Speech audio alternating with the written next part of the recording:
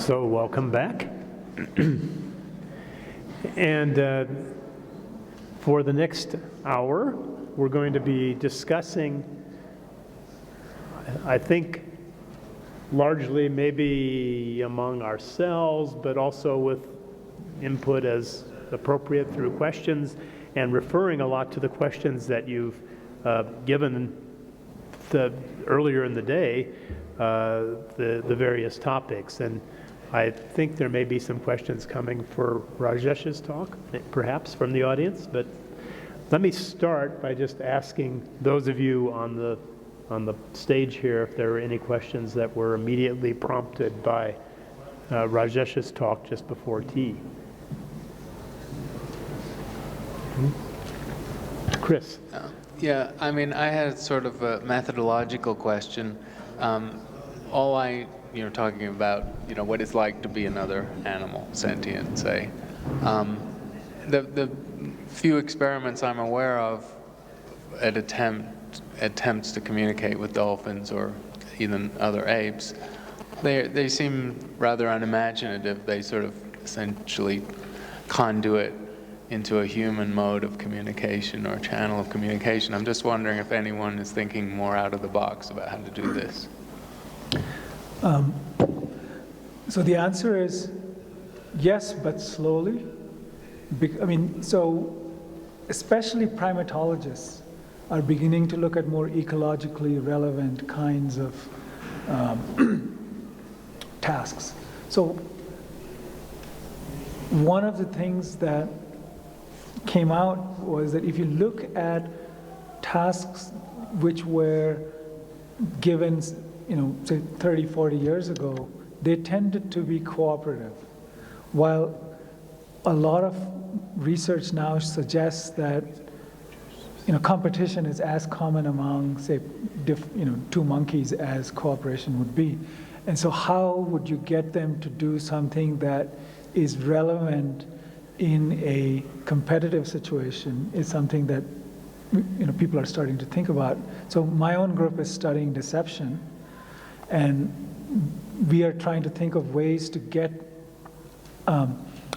macaques to show behaviors that are deceptive in the wild, so not in a laboratory or a captive setting.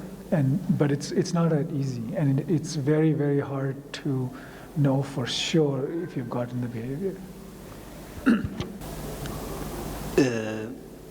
The concept or the idea that you put forward to have a kind of mind scope, it's quite interesting to have such a machine.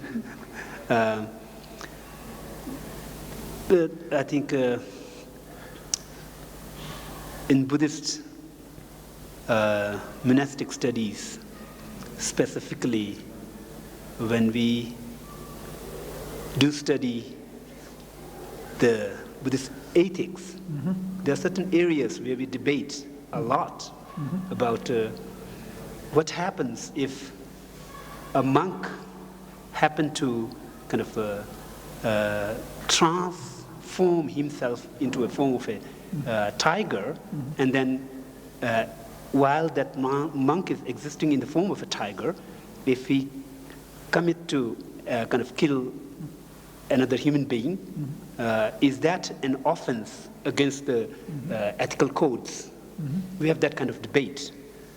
So the general answer for that kind of debate is, as long as the monk retains that sense of identity, that I'm a monk, and I'm a monk, if the tiger commits an offense, that is an offense against the code of conduct.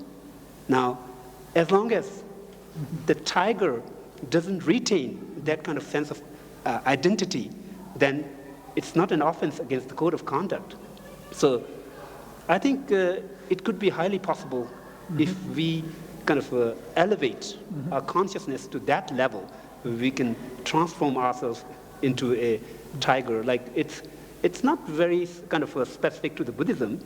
Shape-shifting is a quite common concept in all the different traditions. So if we manage to shift our shape, then it could be possible to do that kind of study. Right. Unless I think to creating a machine, I think it could be quite challenging, you know. I didn't mean it as, you know, tomorrow's technology for sure. But actually, it's not clear how plastic our minds are, which is to say, are there intrinsic limits as to can we become monkeys? Can we become tigers? Can we become octopi? Can we become bacteria? You know, where does it stop? I mean, it's a question for which we don't even know how to approach the question at this stage, right? Scientifically.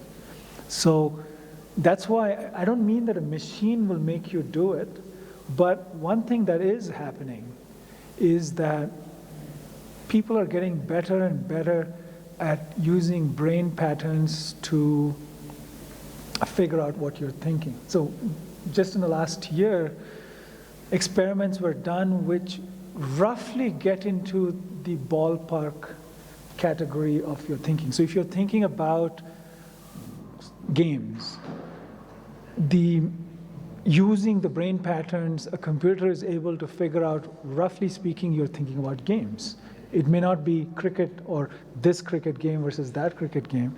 So it may not be very far in the future where, at least when it comes to other human beings, we can enter into their minds using their brains. Now, if it happens with other human beings, it can happen with other species too. So I think that once the technology develops, we will start seeing some very interesting developments. And you can imagine that if we are in a technological world where everybody is hooked into a machine which constantly gets inputs from other people's experiences too, who knows what kinds of consciousness we will develop as a result. Several of the questions from the audience addressed to your recent presentation refer to the idea of trying to get some sense of another animal's experience by, for example, putting some kind of camera on a bird and then collecting the information as the bird flew around. And the idea that would that be sufficient really to give us a real kind of window into the bird's experience other than kind of a very narrow visual thing.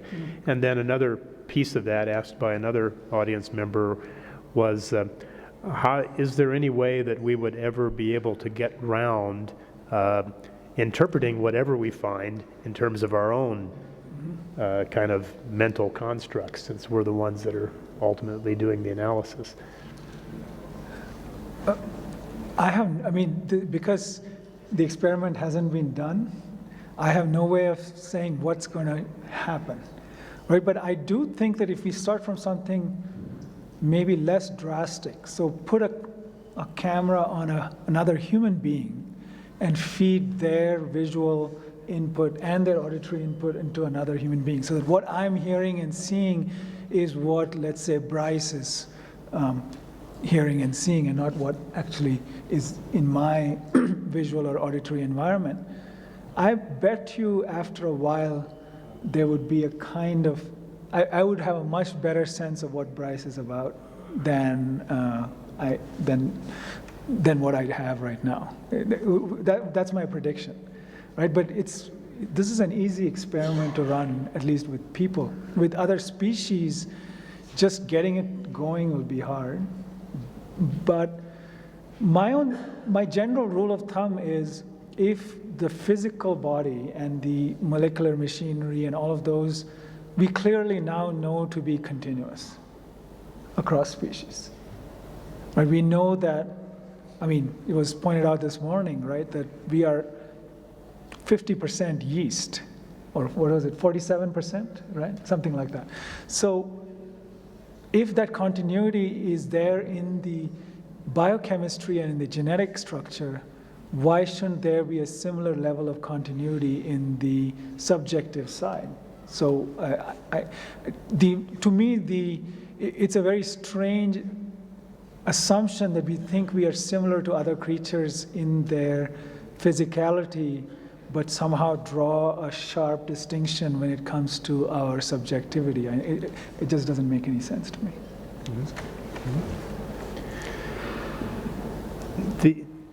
Yes. Tanda gengi desu do karso yul ba shimju jizam manga cha samgi ane yujen liya dona cher le te ko chi tinde cha de har se ko da ro ane tinde yujen di ane yujen de kande chil ngo sungo na ne khorolle ba khoron sam le te mai be yujen shenda chi ngo sungo na mena tanda ngal se bu chungwa so di chi sungo chi tas. So it seems that what you are talking about is when we pay more attention towards the objective world, it compels us to look inside the subjective world. So when you talk about the subjective world here, do you mean the brain only, or do you have another entity which you are talking about subjective here? I'm really not talking about neither the brain nor the body, just in terms of phenomenology, which is to say, what's it like for you? So, we know that, let's say, color is tied to wavelength, right? So, red is a longer wavelength than blue, and therefore, we perceive red and blue differently. But what's also true, though, is that color is a subjective experience, and it is in many ways independent of the objective qualities. So in this room, if you see people, and it's kind of, the lighting is very different from the outside, and even the spectrum of the light is probably different from the outside, and yet what's maroon here will be maroon outside. And so what's interesting about the subjectivity is the correlation between what might be the subjective variables of how you perceive color, how you perceive shape, and the objective correlates like wavelength and mass and density. And a lot of interesting work in the cognitive sciences has gone into understanding that relationship. Tadangi kola trota te karisena ta sosine yo kele nyozi jine ta ga nyengo ti kola sososi nyen ton ro chman ro tini kyen sikre ta karisena do do ro te tangi ko ti kola ta busin chamo simbu chamo te yila mazo ba jita ani mi se te yili karsa yil maimba tinichiko sonsi ta tirtichi digala korang yetang yisin sewa ge chapur countries go ne ta ngazo ena kitang yetang yichin ning ga ma yimba chi yetang yichin nisi sewa ena chapur yo ando tinichi zona tini sunggo yo ta korang ge yetang yichin sewa te kandichi la zgo yo na si twasi ti simbu thamudi yu mares re kya yil re la so yu res mi ma yili mares yu lembe yil yu jing yu te yo yires mi yil mares Maybe I misunderstood your presentation, but as far as my understanding is concerned, it seems that from your point of view, the bacteria or the small organisms, microorganisms, they are the objective world, and human beings are not objective as these microorganisms. So if that, what I understood is correct, then from your point of view, how you distinguish between objective world and subjective world?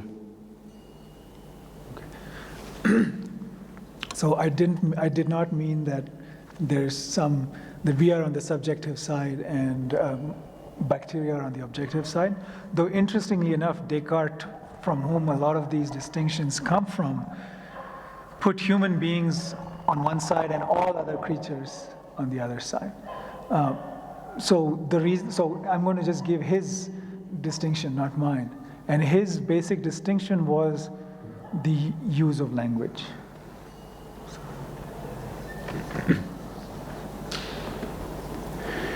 So I'd like to open up the discussion, beyond just putting you on the spot, and I know that you may have some other questions, and in order to open up the discussion a little bit, I want to throw out one thing that also derives from a number of the questions that came from the audience, because even beginning after the first talk by Chris Impey on astrobiology,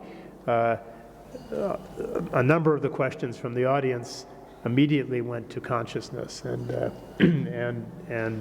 evolution of consciousness in the universe, and some of the questions actually asked specifically for definitions of that. And I know you offered a definition in your talk, and I just want to throw one out to the panel to see what you all think of it, because I believe this is a hugely important definition to be clear about if there is going to be any kind of coherent dialogue.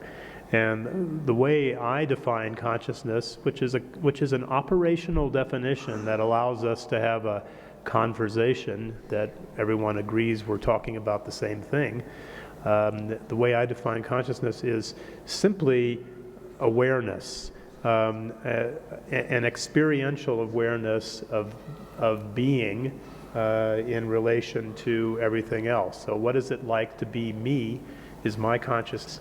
And that kind of definition does not presuppose any kind of connection, brain function, or even necessarily with life. We don't know as scientists how to measure consciousness, but we have a very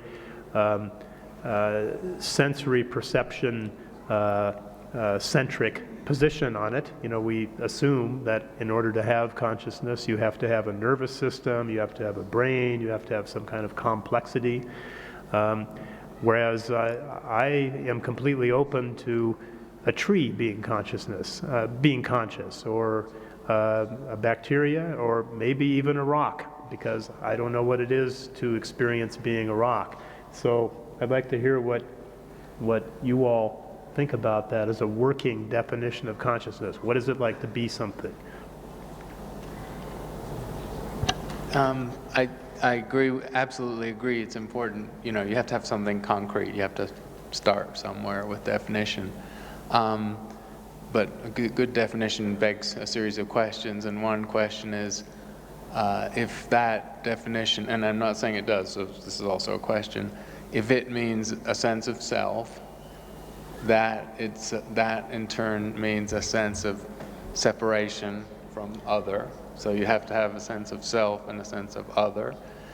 And that in turn implies you have to have a sense of relationship between self and multiple others, because there's only one self and there are multiple others. And it seems if you follow that logic and put those pieces together, then you define a landscape where it might be harder to argue that a tree has that attribute. A dog probably does, a mouse probably does, I don't know. But so my question, or part of the discussion then, is what are the connotations? You put a foundation stone in place that people can see it's the same thing and agree on for definition, but almost any foundation stone you can imagine has connotations or implications, and their implications and extensions are interesting too and have to be decided.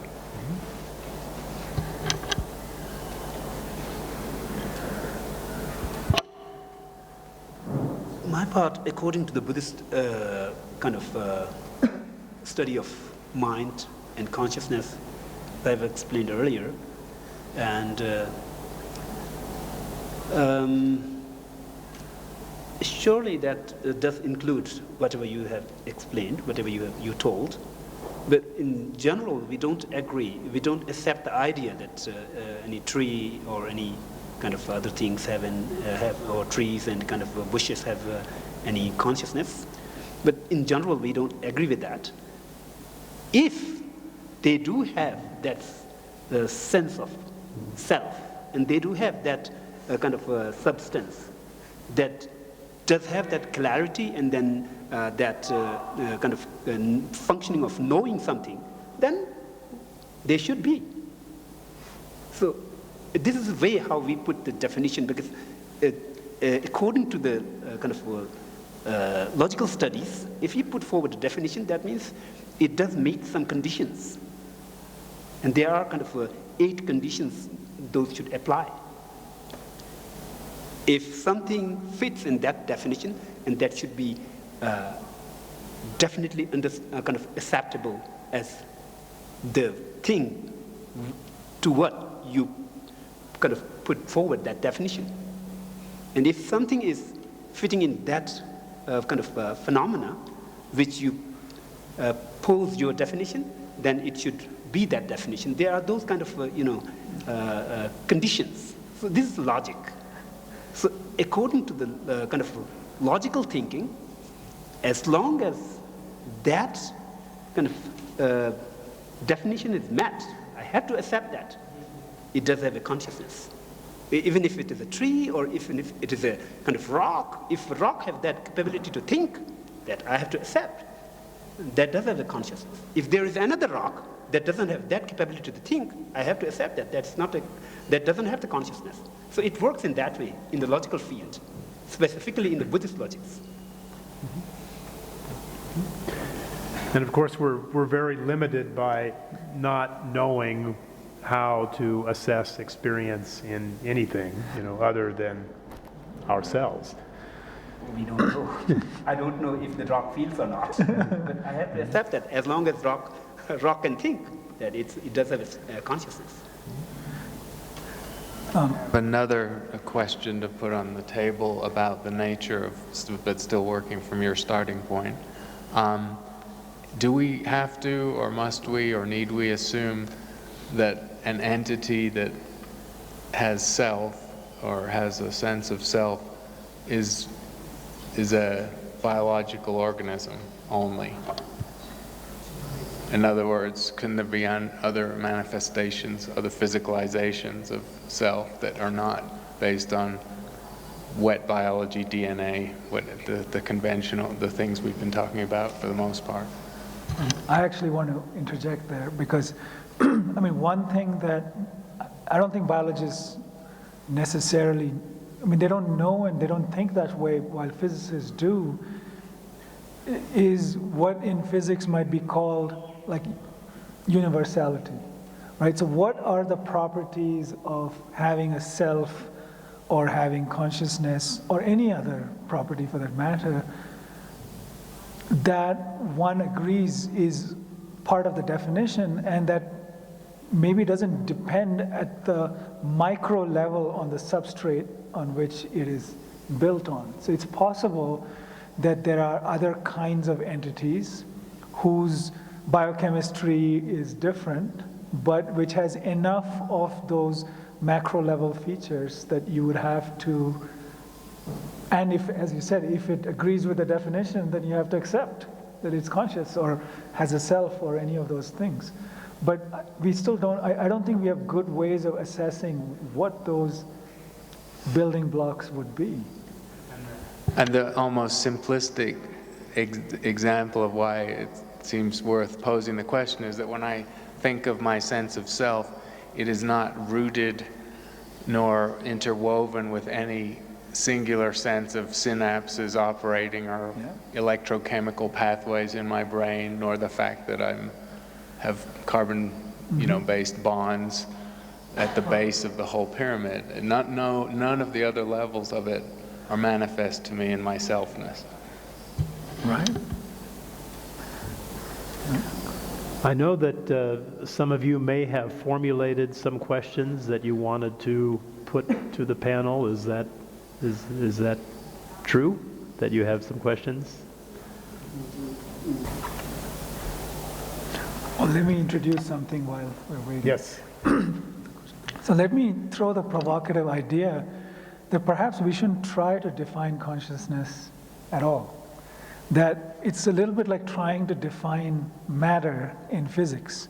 Physicists don't spend that much time trying to define what is matter, right? And then ask, is a light particle really matter or not? I mean, those are no longer productive questions in physics, and instead, because the mathematics has driven the subject so much, if something obeys the same kind of mathematical principles that another thing does, you just club them into the same category. And partly biology is not as mathematized a subject as physics is, but as we develop more formal accounts of how biological organisms work, we might find that we give up a lot of, you might say, naive categories, things like what is life or consciousness, and move to more technical categories. And my understanding of the Buddhist theories of consciousness and experience is that those are technical terms with very precise meanings, unlike the way that we are using consciousness in a more informal setting here.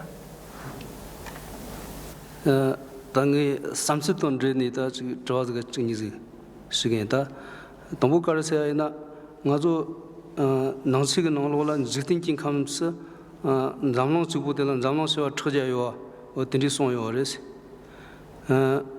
근데 가르시 리포트 저 가르 송고르잖아 그스기 참모가 농로라 최소 네트비 자랑 사야 잘 하지요바 어떤지 초고 찍인데스 다 뜻이 되거나 되니 30대 니 가는 거 고용 되거나 대인 태송도 전에 나라 그 양천비 전원도 들이 종송스 디 진생 강에서나 다 당급 가서 yartunchen 기단 틀리 차르근 치치 때를 때니 가서 님이 침질 게니 데리 초호 디 게니 초호 자체 뭐지 두고요 지다 네 사실 좀된 디가 물론 이 동압제 트게 yar문니 텐딘 치치 강라 마템버 잠노시와 트게 텐디 요어 송아텔라 송 원서진 텐디 송바텔라 nga yamse chigen des tene chwate ka yesena da nga zo jikten di chesokum ta chapong thomate jikte jeng chapong chuli sor khilo ina ne chanrik nang de tela mundu pi tachil tene yore yo mares chwasya tomuti so before I ask this question, I just wanted to tell you one of my feelings, because in Buddhist tradition there's a mention about around 1,000 universe in the whole. And also during one of these science classes, we are told that in modern physics also, like there are around 100 million planets which can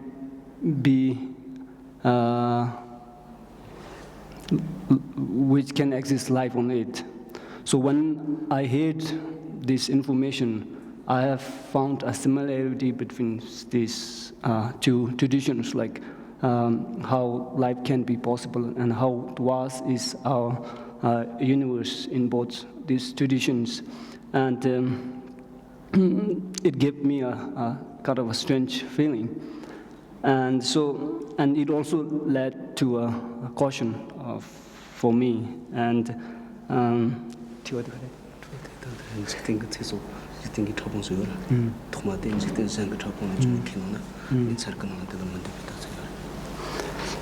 so if we say that like the first cell or the first life on this planet came from another planet, then do scientists have any problem for accepting this kind of hypothesis? This number of the world system was 1 billion. 1 billion. 1 billion. So for that, first, for what Geshe Lakdor said, it's kind of a remarkable coincidence, if you like. But the Buddhist number of the world systems, there are 1 billion. That's quite a particular number, and the 100 million number I gave in the Milky Way was just for Earth-like planets, habitable Earth-like planets. In our solar system, to take the nearest example, if you're asking how many places could have life by any manner in microbial, we're probably thinking, not advanced life like us, it's about 10 or 12. There are 10 or 12 moons in the outer solar system that are likely to have liquid under a pressure, under a rocky surface. They have energy, they have carbon, they have water. So there are of order a dozen, 10 to 12 habitable spots in the solar system. So use that factor of 10 and you get a billion habitable spots in the Milky Way. So as in many things, the Buddhists got there first and got it right, but or we both got it wrong. But for the preceding question, it's very interesting, and I did want to come back to that. The speculation about life elsewhere, habitable worlds, and the vastness of the universe is old, of course. Lucretius was the first to speculate that there might be many habited worlds, and he was countered by Aristotle, whose weight in philosophy became stronger, and so the earth became the center of the universe, the only place with creatures. Thomas Carlyle has the great quote about possible worlds and with life, if they be inhabited, what scope for folly? If they be uninhabited, what a waste of space. So my question is actually for the Buddhist tradition or concept of life in the universe. Is there any sense or predilection towards, in that arena, of whether, if it turns out by long, tedious experimentation, we find out that most of these other potentially habitable worlds just don't have any life on them, and especially that advanced creatures of whatever form are exceptionally rare, that we may be unique. Is that a surprise? Is that anticipated? Is that, is there any resonance in Buddhism with the scarcity or abundance of life and intelligent life given a vast universe, which is clearly part of the traditional thinking? I think according to Buddhist traditional studies and traditional thinking, the billion world system, there are a lot of possibilities of life in other world system within this billion world system. So even in some sutras, they also explain that in specific world system there are specific Buddhas, and they are teaching, and they are kind of diffusing the Dharma teachings and all those things. So from that point of view, philosophically, Buddhism have to accept that unless it is proved it is wrong by some other kind of other means. If it is proved it is wrong, then Buddhist scholars have to find out a different way of explanation for those things. This is very kind of a common approach in Buddhist tradition.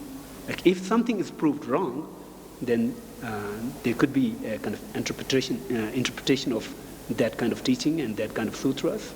And it has been done for more than 2,000 years by all great scholars. So in general, Buddhism is very, very open about whatever is founded, and whatever is founded by experimental science or maybe some other source of science. So from that point of view, from the Buddhist point of view, life is always there in the vast universe. There is no shortage of life out there. It definitely is life. But we have no proof. We have no proof for that. We have no kind of any kind of scientific proof for that. We have a lot of literature, and but I don't know. We also have literature which says that the moon and sun are kind of taking the kind of rotation around the on the kind of sky over the kind of world. We also have literature like that. Now, if it is as long as it is proved by kind of experimental science that it is not like that, so I think maybe in future there will be kind of explanative Buddhist literature that may come out. Up to this point, it was not necessary because that kind of thing didn't happen. I think it is also related to kind of Eastern way of astronomy, which was quite prevalent in India and many other parts of the eastern part of the world. And even in the western part of the world, there were kind of quite similar thinking at the beginning. You know, like in the early time, the thought was like a geocentric world system and geocentric kind of a universe and all those things. So it changed in the course of time. And I believe that Galileo was one of the kind of, how to say, the great, explorer and great exponent of new version of explanation of the kind of solar system. And he paid for that with his life. So he was a brave man, and he had tools for that, to prove that. He created the kind of those telescopes, and through that he watched, and then he calculated it, and then he took notes, and he did that. If I think some scholar kind of who were interested in astronomy in India or in Tibet may have kind of developed a telescope to study that, probably they have said the same thing. So it's all about the kind of evolving of technology that have changed the viewpoint. So probably in future there will be more literature coming in a different direction. Just a follow-up. I do have another question from your talk.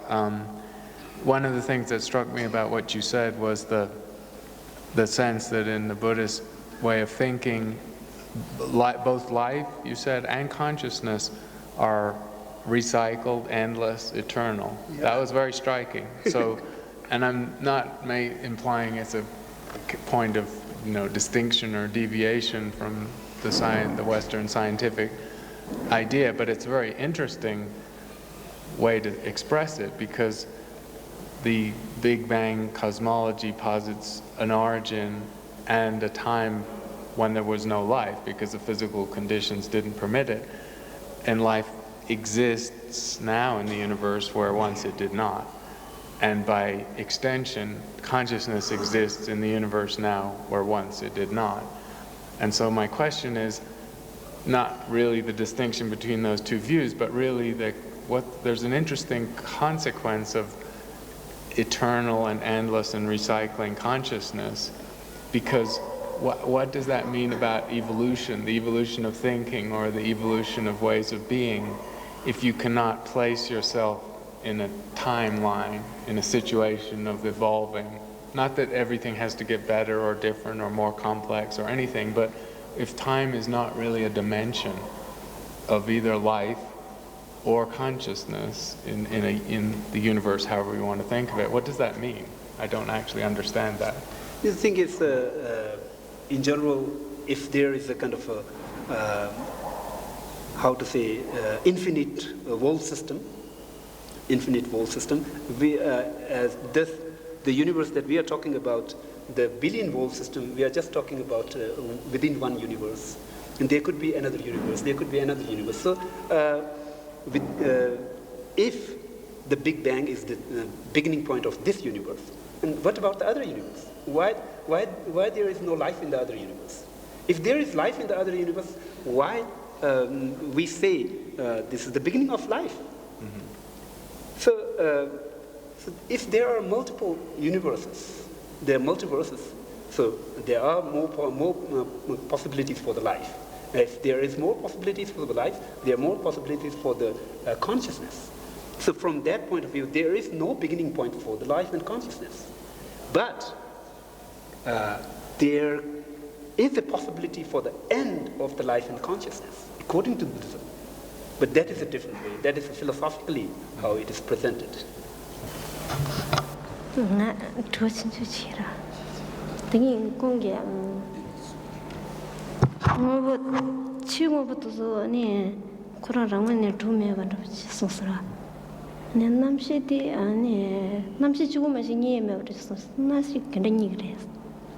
So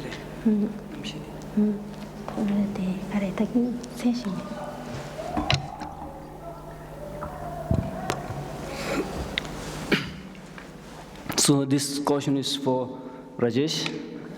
And from your presentation, what I understood is that it seems that you're talking that the objective world, or what you see in the objective world, is not not really existing as you see it, but the consciousness or maybe a subjective world is kind of a real thing. So does you mean that, or you mean something else? Something else, though not to... The argument is that you never really get to the world, the objective world as it is, right? It's always filtered through your sensory, your nervous system in particular. So for example, you don't perceive wavelength, you perceive color. So, which is to say that even if the color is a representation of what's there in the outside world, it's still a product of your nervous system and not just what's in the world. On the other hand, it's not you're not inventing it, right? So when I see those flowers out there, it's not like my consciousness is inventing the flower pot, but it is representing it in a way that is driven by my nervous system. So there's a difference between consciousness being a full creator of the objective world and being a representative of the objective world in a way that is conditioned by your own biology and history and so on and so forth. I have a question for David, actually, from the question you raised a bit earlier. In that definition or way of thinking about consciousness, does that necessarily connote memory? Because it seems like if a sense of self that's placed in an instant doesn't seem to me to be a sense of self. It seems, but I'll make it a question, not a statement. Actually, why not? So I want to just interject. Because you have to have a relationship of entities and events, and that implies some, a relationship in time, typically. So is it wrong to suggest that memory is a necessary consequence or attribute of consciousness? I would not make memory a requirement for my definition of awareness or consciousness. Even in human memory research, there are the very famous case of HM, the patient who's known by the initials HM, who died last year, I believe, who had been studied for 50 years by neuroscientists for his very anomalous memory, where he had full awareness of what was happening moment by moment, but when he was a young man in his 20s, I believe, he had a surgery to treat a seizure disorder. And in the surgery, they removed parts of his brain, his temporal lobe areas, interior temporal lobe. And as a result, he had a particular kind of memory impairment where he couldn't remember anything that happened to him after the surgery for more than a few seconds. So he had full awareness of everything that was happening, and then 1 minute later, he would remember nothing. So there were researchers that worked with him for not for all 50 years, but for decades, that he had met literally hundreds of times, and every time he met them, he had no knowledge of having met them before. So, and yet he was fully present when he was present.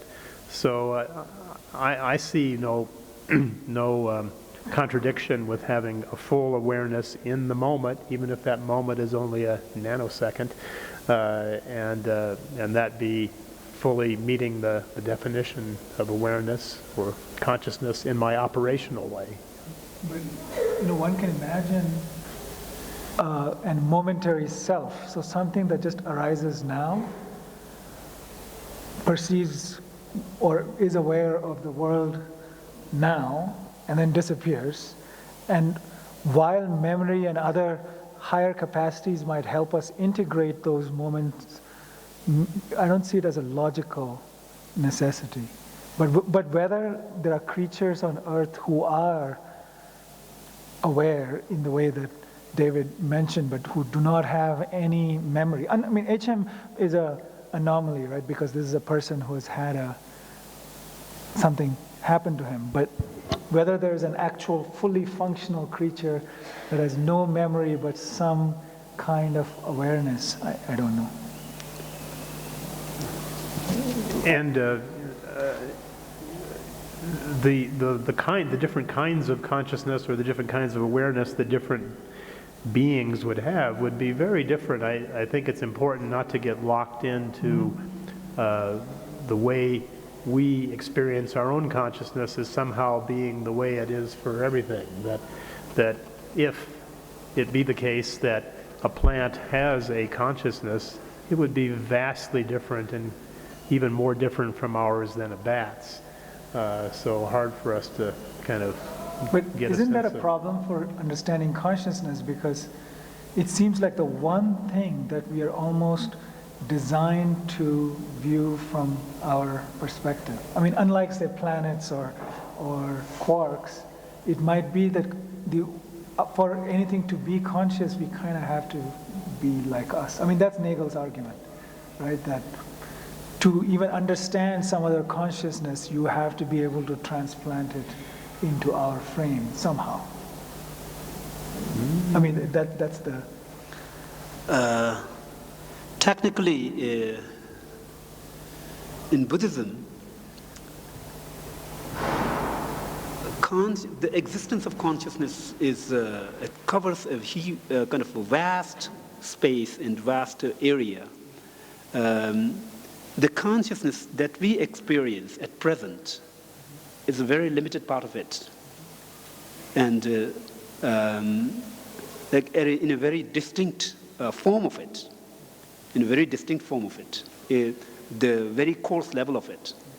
The further we refine that kind of consciousness, it may enter into different level of it, and then as a result of it, it could be possible that people may get born in different realm where there are only possibilities that in whole kind of a life term, they have only 2 occasions of remembering or feeling that I am born here, and then I'm dying from here.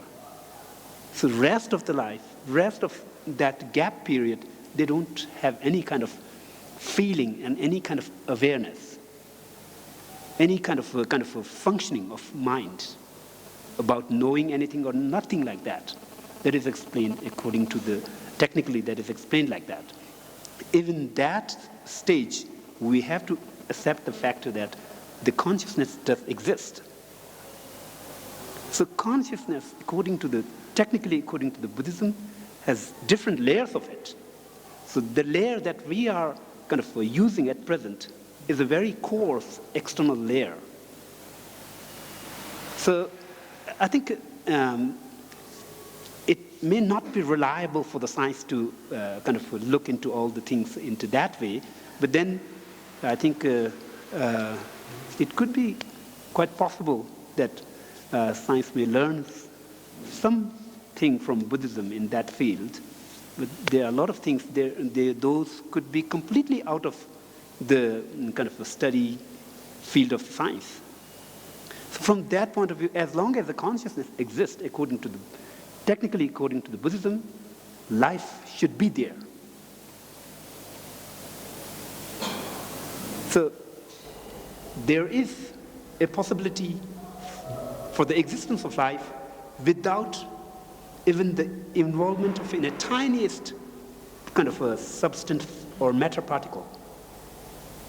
So how can we search for that? There is no possibility at all. Scientists can't do anything in that direction or that field. Because science, the study of science, basically it starts with the theory, and it have to conclude, it have to end with the experiment. It's very difficult to experiment these things through using the machines and all these things, unless you look into yourself. So if a scientist look into themselves and they try to write down their own experiences and all those things, it's very difficult for the other scientists to approve it. So it's a kind of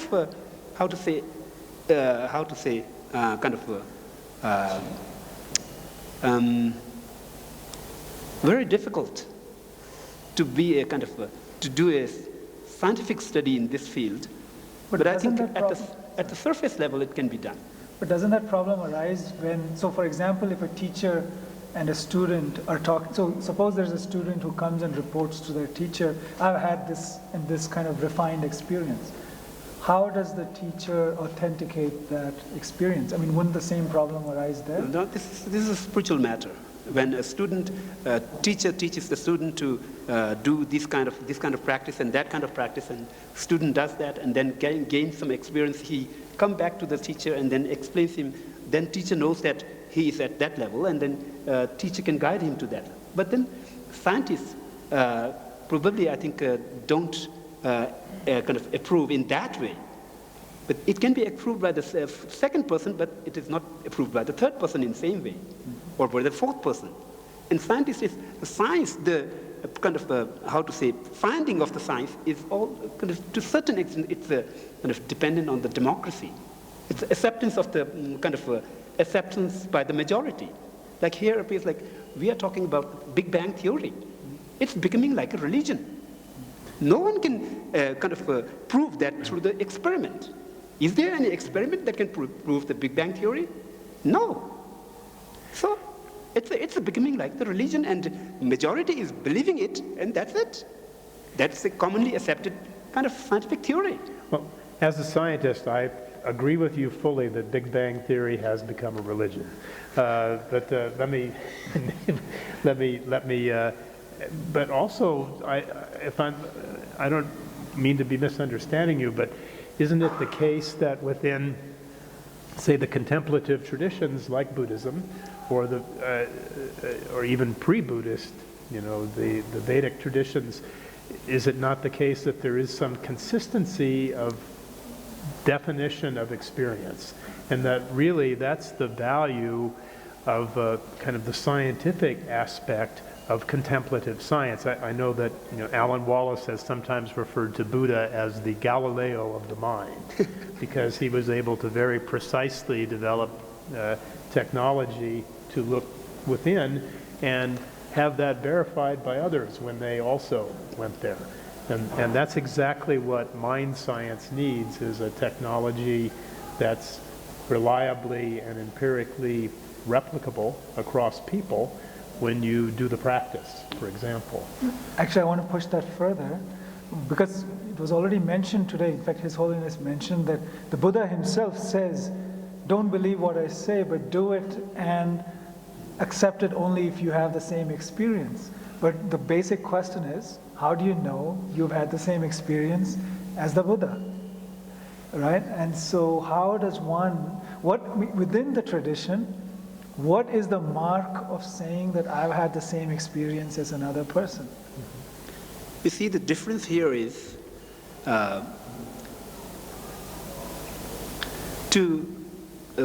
when you apply those spiritual values in your life, gradually it brings change in your life.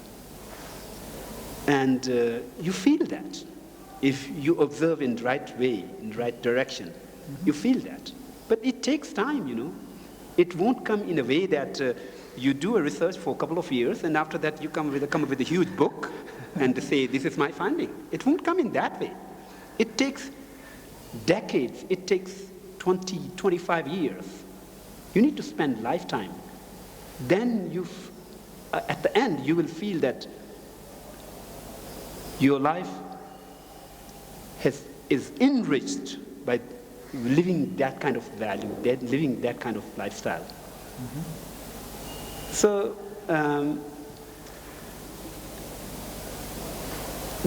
it's, I think, we should not look forward to make every scientist spiritual. So it's a very kind of impractical.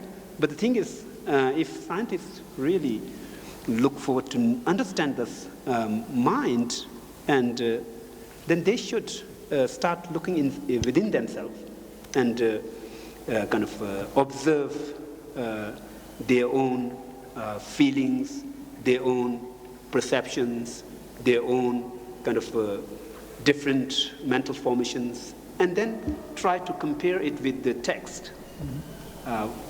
Where does it stand? Is that kind of meeting with those definitions given in the text? So in that way, they should study it. If they do that, then they will come to realize that, oh, that makes sense, unless it's very difficult. As a scientist whose religion is the Big Bang, I will push back a little on the notion that Big Bang is a religion. To me, the Big Bang has the epistemological status of Darwin's theory of evolution. To most scientists, the web of evidence that supports it. Not to say that it couldn't be wrong. Richard Feynman says we make progress by trying to prove ourselves wrong as quickly and efficiently as possible. And you know, part of the reason I'm a scientist is I like that notion, not of being right, but of trying to make yourself wrong as quickly as possible. You know, do it quickly, you know. And we've been trying to disprove the Big Bang, you know, because that's how you go. And so far it hasn't happened yet. And in the act of trying to prove ourselves wrong, the theory is strengthened. Its support now extends to the limit of laboratory physics, which corresponds to 1/10 of a nanosecond after the Big Bang. So we have direct laboratory corroborated predictive support for the theory back to 1/10 of a nanosecond in this history that took 13.7 billion years. It's possible, it's a house of cards and could just come tumbling down. But in the meantime, I'm kind of proud of it. Go ahead. I want to complement that by saying, I mean, experimental science is not the only kind of science that collects data. Observational science is traditionally and now as important as experimental science. So to say that only laboratory science gives you reliable data is I think a very narrow conception of science. Almost everything that we now consider crucial, I mean, let's take climate change. You cannot do climate change science in a laboratory, or you can, but really what you really want is the science out there in the observational world. So the kind of science that is built on observations, and astronomy, evolutionary biology, and now increasingly ecology and climate science are, I think, as important as the laboratory sciences.